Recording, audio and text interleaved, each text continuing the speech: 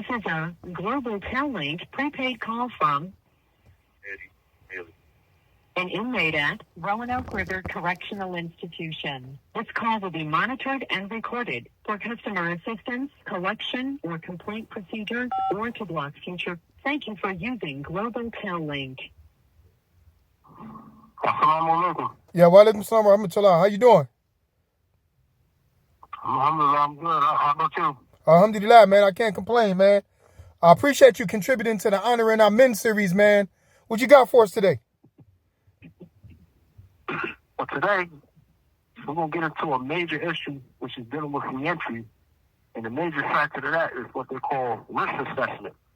And this risk assessment, it really is a harmful thing to reentry, especially for those who are dealing with what they call maybe a violent crime or a high-level drug offender and that nature. And with this risk assessment, they have what they set up with algorithms. So much so that it becomes algorithm bias. And so what takes place is it's not set up to ask you questions about your present or your future plans. It's set up with questions asking you about the past. And so what happens is, for an example, is you might get asked a question, do you know anyone who uses drugs or have a friend who uses drugs? And so that becomes a trick question because in some states you got a question, you got what they passed legalizing recreational marijuana. So you may know someone or have a friend who does marijuana, and you ask that question and you answer truthfully, you get held accountable for that. So points go against you, and they say you're like a high risk, or you tend to hang with people who don't see breaking the law as wrong.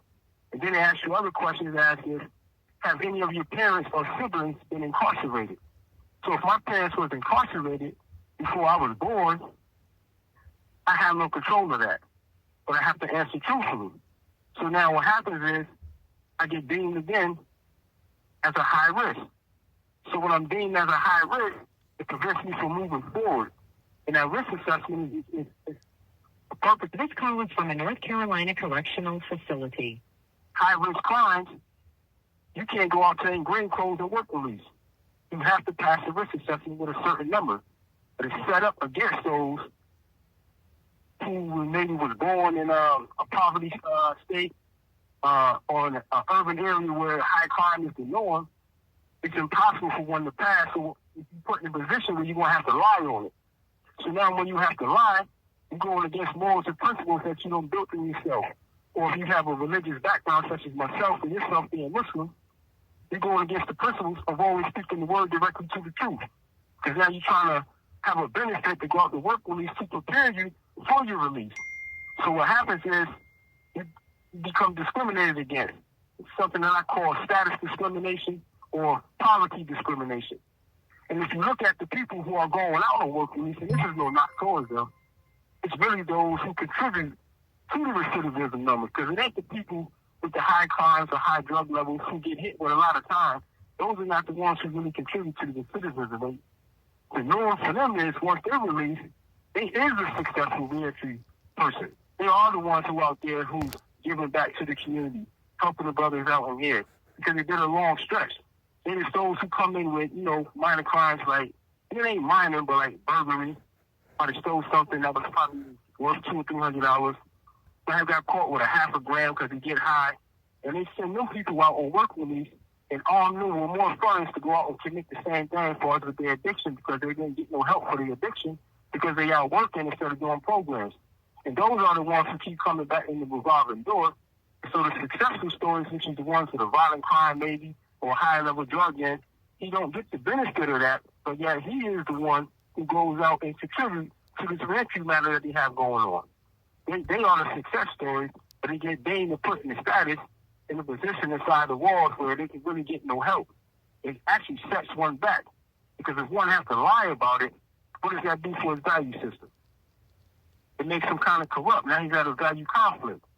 And so what takes place is, how can he move forward without the proper education, or should I say the proper funds that they offer you with work release, and look at things as a benefit to doing the right thing? Especially if one, for many years, was making dysfunctional decisions, actions was inappropriate, and he seen benefit in the wrong that he was doing, and now when he's doing right, yet he see no benefit, it's easy for a person to revert back. When, especially when they don't see no benefit, no reward. Yeah, we know that doing the right thing should be an intangible thing in you. But when one is used to doing the wrong thing, he has to see things tangible also, so that the intangible can be built inside of him. So this algorithm is really an algorithm bias, and it's not really beneficial. So, you know, me and the brother, Abdul Rafiq, so we have the governor talking about this. And our thing was, if you are eligible to go to Green Clothes, you should be eligible for every benefit that Green Clothes offers. Not get held back for a bunch of algorithms that ask you questions that really have no bearing on your life today. Yeah, so what you're basically saying is, in the state of North Carolina, the prisons, for the North Carolina prison systems, in order to, when you mention Green Clothes, of course, we understand, or some of the listeners may not understand, but for those who have been incarcerated, understand that this is the lowest custody level, and this is the custody level in which a person can come out into the community for a few hours, as well as to be able to get a work release job, meaning they'll be able to at least make minimum wage working out in the communities. And what you're saying is you have to take some type of test, which is called a risk assessment. A lot of the questions that they ask may be stuff that happened that you have no control over, or stuff that may have happened when 30, 40 years ago. I remember when I took the test, he asked me how many fights did I get into. And I'm like, what child doesn't get into a fight? You know what I mean? Like, just questions like that, man. So I commend you for at least writing the governor, complaining about it, because what you're saying is they need an overhaul. It doesn't work. It harms people. You know, you mentioned that there are some people who may not have, who may fail the risk assessment test because of stuff that they have no control over. But these are the people also that's going home and they're not coming back to prison. They're, by all means, they're a success story. But That's right. Yeah, but the prison system is not giving them the proper help. So, yeah, man. So, have you heard back from the governor? So we didn't get the response back yet. But in that nature, I'm thinking as long as it reached the right hands and the seed is implanted in their mind, there's someone to look into it. So that was the main goal, is to get it in someone's mind so they can see what's going on. Yeah. Well, listen, man, that's we do appreciate you bringing this. This is Brother Abdul Kareem for the Honoring Our Men series.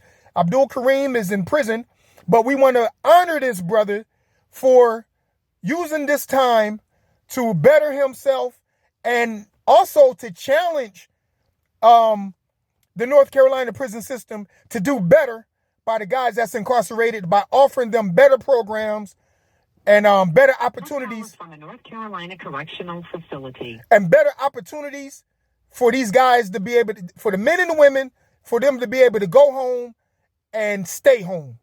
So appreciate that, brother. Give us your name and your prison number in case people that's listening to this would like to reach out to you. Yes. My name is Andre Huckabee, and my Opus number is 169-7459. Yeah, we appreciate that, brother. Is there anything else you'd like to add before we end this? Well, just we need people to keep paying attention to the brothers that's inside here who's pushing forward to stay out of here. And we need the support for those out there to get out and vote, for those who have reentry in the mind, because brothers do want to get out and do the right thing. It's the system with this old philosophy who needs to retire from the system that have to get out the way, and we got to get the people in office who's pushing for that. And I remember I have read somewhere 80%, 90% or something like that. 80 or 90% of the people who are incarcerated will return back to society.